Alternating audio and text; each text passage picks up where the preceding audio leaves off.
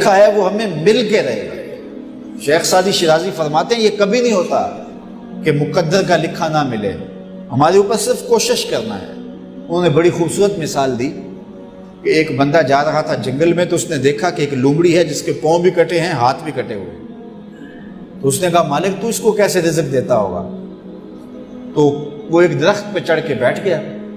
ایک شیر آیا، اس نے شکار کیا اور کچھ کھایا اور باقی بس خزدہ چھوڑ کے چلا گیا۔ یہ رینگتی ہوئی آگے بڑھی اور وہ جو بچہ کھچا تھا اس نے وہ کھا لیا۔ تو اس کا بڑا یقین کامل ہو گیا۔ اس نے کہا کہ مالک تو کتنا کریم ہے، اس کو بھی رزق دیتا ہے۔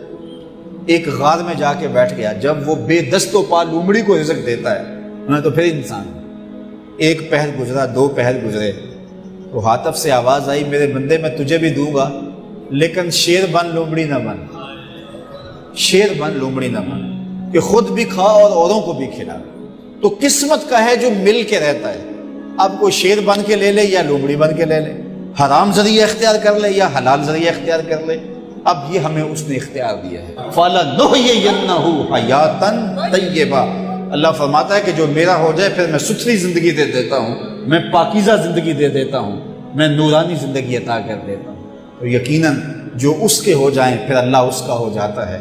فَلَنُحْيِيَنَّهُ حَيَاتًا طَيِّبَةً کا روپ چڑھتا ہے ان کے چہرے کے اوپر۔ زندہ ہوتے ہیں تو خوبصورت زندگی گزارتے ہیں، اور جب اس دنیا سے جاتے ہیں تو پھر بھی خوبصورت زندگی گزارتے ہیں۔ اللہ تعالی ہمیں ایسا کر دے کہ مرنے کے بعد بھی ہمارے چہرے پہ رسول اللہ کے انوار کا عکس نمایاں ہو، اور دنیا کی زندگی میں رہیں تو ہم طمانیت کی زندگی، سکھ اور چین کی زندگی گزاریں۔ صبح سے لے کر شام تک ٹینشن، مصیبت، پریشانیاں، کیا ضرورت ہے اتنا کچھ لینے کے لیے؟ درود پڑھتے جاؤ، زندگی گزارتے جاؤ، زندگی سوکھی گزارو، زندگی اوکھی نہ گزارو۔ جو اللہ نے دے دیا اس پہ راضی ہو جاؤ، بس ٹھیک ہے۔ اگر کوئی لوگ تمہیں گالیاں دیتے ہیں، برا کہتے ہیں، کوئی بات نہیں، بلیا لوکی تینوں کافر کافر آکڑ، تو آہو آہو آ۔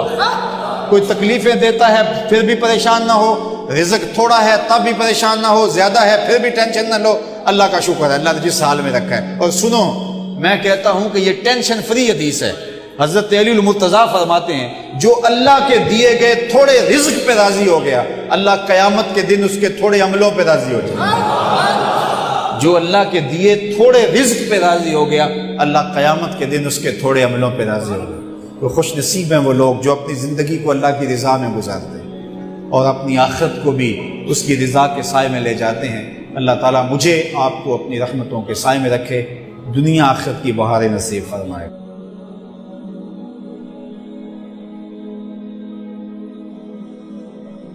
اگر آپ چاہیں کہ ہمارا رزق بابرکت ہو، کشادہ ہو، وسیع ہو، حلال ہو، طیب ہو، طاہر ہو، ہمیں سکون دینے والا ہو، طمانیت بخش ہو، اور اس سے ہمارا حساب بھی نہ ہو، تو مجھے اگر آپ پوچھیں گے تو میں آپ کے سامنے سورہ آراف کی یہ آیت رکھوں گا کہ اللہ تعالیٰ ارشاد فرماتا ہے اگر بستی کے لوگ ایمان لاتے اور تقوی اختیار کرتے تو ہم آسمان اور زمین سے ان پر برکتوں کا نزول فرماتے۔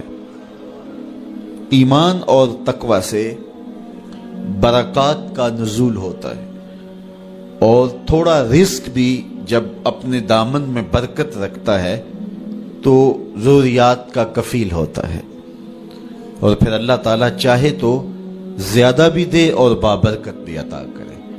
تو یہ نصیب ہوتا ہے اللہ پر ایمان لانے سے۔ اور پھر سورہ الطلاق میں ارشاد فرمایا جو اللہ سے ڈرے اللہ اس کے لیے راستہ نکالتا ہے، اور پھر اس کو وہاں سے رزق دیتا ہے جہاں سے اس کو گمان بھی نہ ہو، اور جو اللہ پہ بھروسہ کرے اللہ اس کے لیے کافی ہوتا ہے۔ استغفار کرنے سے مال میں اضافہ ہوتا ہے۔ مال میں اضافے کے لیے ایک اور وظیفہ سورہ ابراہیم میں ہمیں دیا گیا، اور وہ کیا ہے؟ لَإِن شَكَرْتُمْ لَأَزِيدَنَّكُمْ، اگر تم شکر کرنے کی عادت ڈال لو گے اللہ فرماتا ہے ہم اور زیادہ بڑھا دیں گے۔ اللہ تعالیٰ جل شانہ کی راہ میں خرچ کرنے سے مال بڑھتا ہے۔ یہ سورہ سبا کے اندر ارشاد فرمایا کہ جو تم خرچ کرو تو اللہ اس کے بدلے میں تمہیں اور عطا کر دے گا، اور وہ بہتر رزق دینے والا ہے۔ آقا کریم نے فرمایا کہ میں قسم اٹھا کے کہتا ہوں کہ صدقے سے مال کم نہیں ہوتا، اللہ صدقے سے مال کو برکت دیتا ہے، مال میں اضافہ ہوتا ہے۔ ایک اور وظیفہ ہے جس کو کرنے سے رزق میں برکت ہوتی ہے۔ اللہ فرماتا ہے تم نکاح کرو، تم فقیر ہو وہ تمہیں غنی کر دے گا۔ لگتا یہ تھا کہ ہم مزید ذمہ داریوں کے بوجھ میں دب جائیں گے، لیکن میرے رب کا وعدہ ہے کہ وہ تمہیں غنی کر دے گا۔ رزق کی برکت کا ایک اور ذریعہ سورہ النساء آیت نمبر 100 میں بتایا گیا، جو اللہ کی راہ میں ہجرت کرے تو ہجرت میں برکت رکھیے، اس سے اللہ تعالیٰ وسعتیں اور برکتیں عطا فرماتا ہے۔ رزق کی فراخی اور بہتری کا ایک اور عمل سورہ طٰہٰ میں بیان فرمایا گیا۔ ارشاد فرمایا کہ خود بھی نماز پڑھ اور اپنے اہل خانہ کو بھی نماز پہ لگا، پھر دیکھ رزق کے دروازے کیسے کھلتے۔ رسول کریم صلی اللہ علیہ وسلم نے ارشاد فرمایا جو یہ چاہتا ہے کہ اس کے رزق میں برکت ہو اور اس کی عمر میں برکت ہو، وہ رشتہ داروں کے ساتھ سلوک اچھا کرے۔ رزق کی برکت کے حصول کا ایک اور ذریعہ وہ یہ ہے، ارشاد فرمایا تمہیں جو رزق دیا جاتا ہے اور مشکلات میں تمہاری جو مدد کی جاتی ہے وہ تمہارے کمزور لوگوں کی وجہ سے کی جاتی ہے۔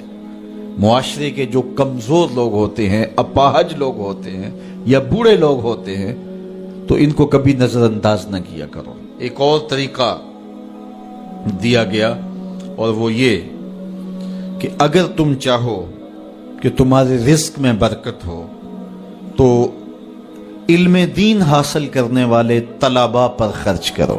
اپنے ذمے لے لو کہ ہم کسی طالب علم کی کفالت اپنے ذمے لیتے ہیں۔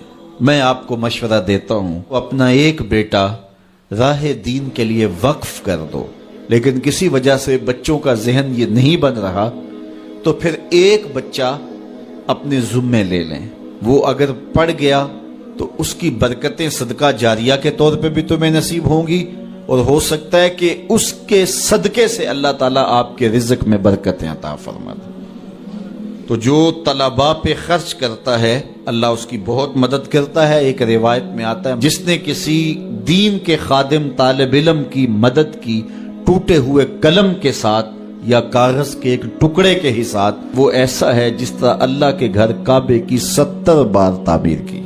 اللہ کی بارگاہ میں دعا گو ہوں کہ اللہ ہم سب کو رزق حلال، رزق وسیع، رزق سہل، رزق فراواں اور رزق مبارک عطا فرمائے، اور اپنی جناب سے جو رزق نصیب کرے ضرورت مندوں کو، حاجت مندوں کو، مشکل میں پھنسے ہوئے لوگوں کو، غریب نادار رشتہ داروں کو، مدارس دینیہ کو، مساجد کی تعمیر کے لیے اور دیگر نیک کاموں میں صرف کرنے کی توفیق دے۔